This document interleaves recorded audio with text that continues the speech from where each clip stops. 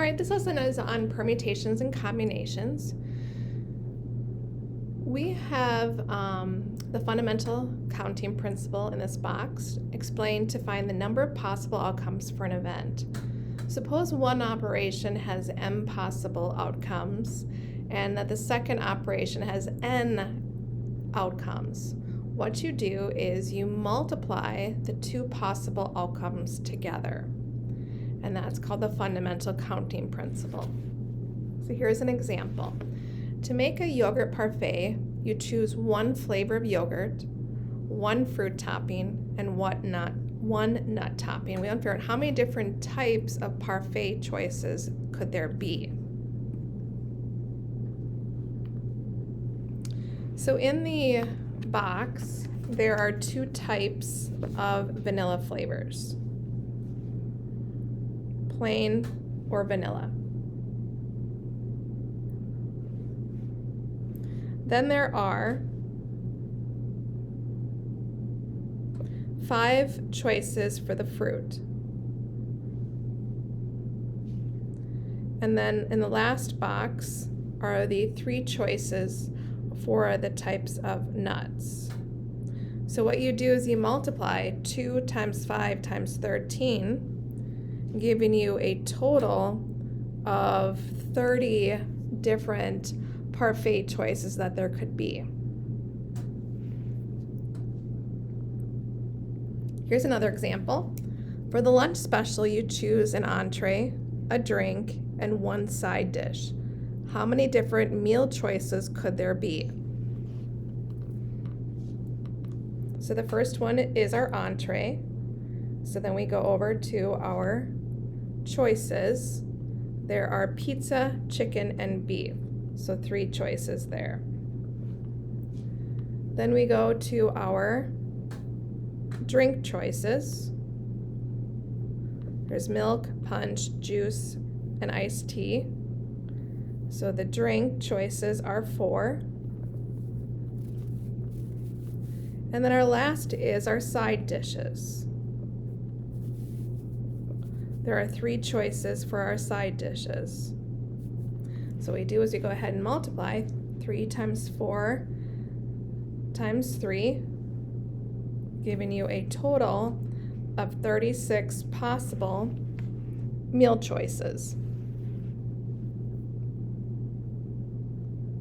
Example 3. A password for a site consists of 4 digits followed by 2 letters.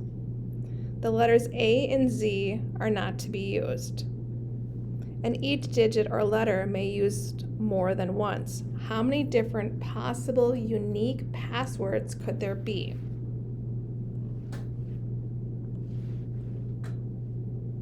So we have a digit, a number. We have 10 possible choices. Think of it as 0, 1, 2, 3, 4, 5, 6, 7, 8, and 9. So this is a total of 10. Then you could do 10 again, 10 again, and 10 again. Then we identify the letters. And there's 2 restrictions. You cannot have A or Z. So that gives us 24 total letters to choose. So 24 and 24. Then what we do is we multiply those numbers together, and we get 5,760,000 different password that are unique.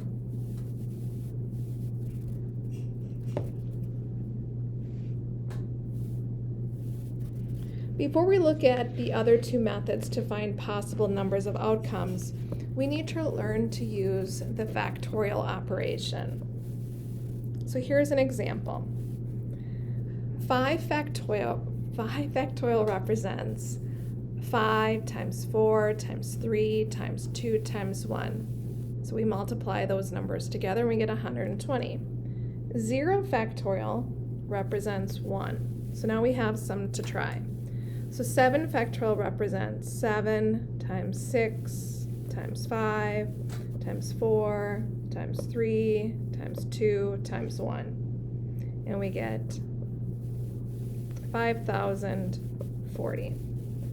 10 factorial represents 10, 9, 8, all the way down to 1. Well, our calculator can also do this, and I'll show you in class how this can be done with a click of just a couple buttons. So 10 factorial will be 3,628,800. 4 factorial, again I'll show this to you in class, will be 24.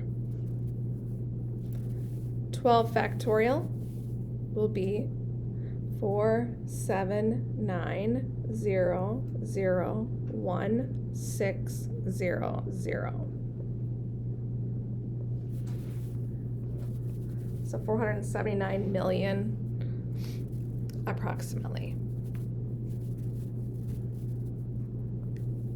All right, permutations are when an arrangement of outcomes in which the order, and I'm going to add the word does matter. The number of permutations is n things chosen at r time. So this is our formula for permutations. So here's example 5. What we want to do is we want to line up 5 students in a particular order. So the first choice that we have to line up is 5 people. Now that person, so we have 1, 2, 3, 4, 5 people. Now let's say this person has been chosen. How many people do we have left? We still have 4 choices left. Now let's say this person has been chosen. How many people do we have left now? We have 3 choices. Now we say this person has been chosen. How many people are left? There are 2 people left. Now this person has been chosen. How many people are left to choose? 1. So what we do is we go ahead and multiply 5 times 4 times 3 times 2 times 1, and we get 120. We can also use our formula from above. How we use the formula is we have the number of people, 5, permutation to how many positions we want. And we have all 5 people lined up. 5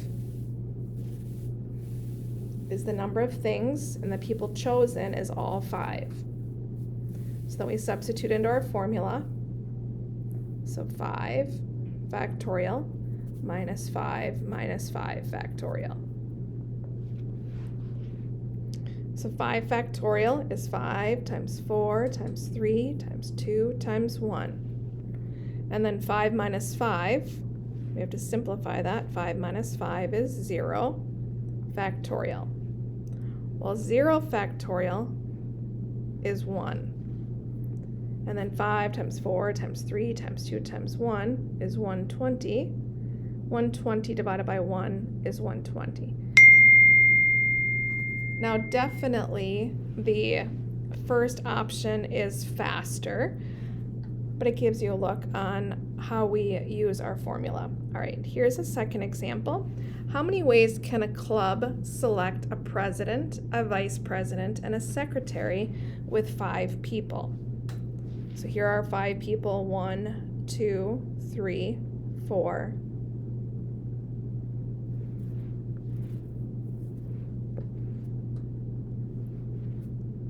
and 5. So when we start off with, we have all 5 choices for the president. Now let's say person 2 is chosen. Then we have how many people left to choose for the vice president? We have 4. Now how many people do we have left for the secretary? Let's say we choose person 1. So we had 3 people left. So we multiply 5 times 4 times 3, giving us 60 possible choices. Now we're going to go ahead and use the formula. So that's the NPR. I'm writing the formula down for you this time. So we have the N is the total, and then N minus how many you're going to choose, R is how many you're going to choose. So we have 5 permutation, 3 positions. So the 5 goes up in the numerator, 5 factorial, divided by 5 minus 3 factorial. And then we have 5 factorial, and then 5 minus 3 is 2 factorial. So I'm going to expand out 5 times 4 times 3 times 2 times 1, and the denominator is going to be 2 times 1. Now before I continue, I'm going to go ahead and cancel any common factors. So the 1s are common factors, and the 2s are common factors. So what we're left with is 5 times 4 times 3, which is 60, divided by 1, or 60.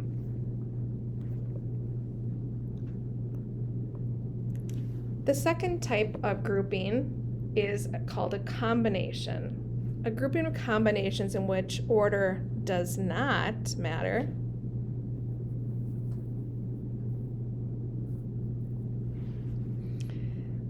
is the number of outcomes of n chosen at a time. So here is our formula, and I have a couple examples for you.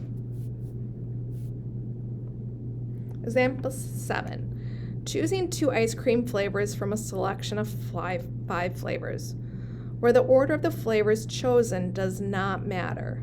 So you could have chocolate then vanilla, and that's the same combination as vanilla then chocolate, so you don't have a repeat there.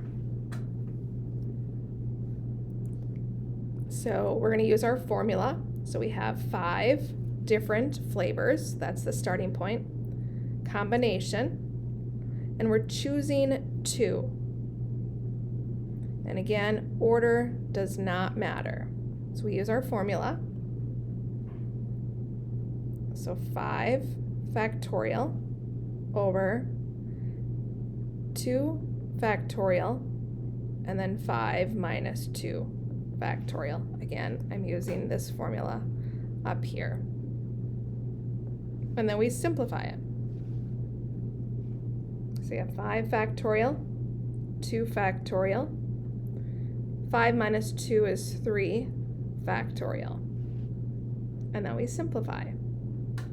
So we have 5 times 4 times 3 factorial, 2 times 1, and then 3 factorial. Notice that the 3 factorials will cancel.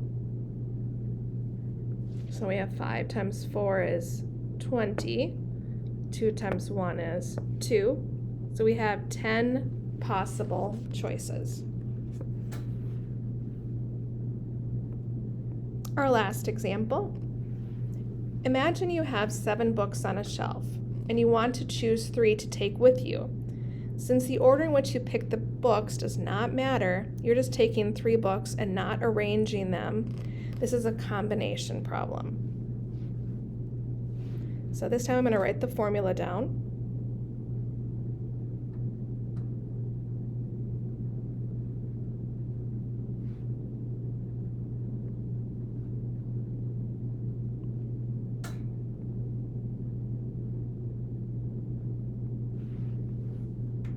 So again, 7 is your N, and then 3 is your R. So let's go ahead and substitute that in. So 7 books, and we're choosing 3. So up in the numerator is 7 factorial. In the denominator, it's 3 factorial times 7 minus 3 factorial. And then we start to simplify. We have 7 factorial, 3 factorial, times 4 factorial. And then we'll start to expand out that factorial. So 7 times 6 times 5 times 4, and I'm going to stop at 4 factorial there. And then I have 3 times 2 times 1, and then 4 factorial. What will happen then is my 4 factorials cancel because they are a common factor. And I have 7 times 6 times 5 in the numerator. Simplifies to 210. 3 times 2 times 1 in the denominator simplifies to 6. And now we divide those, and we get 35.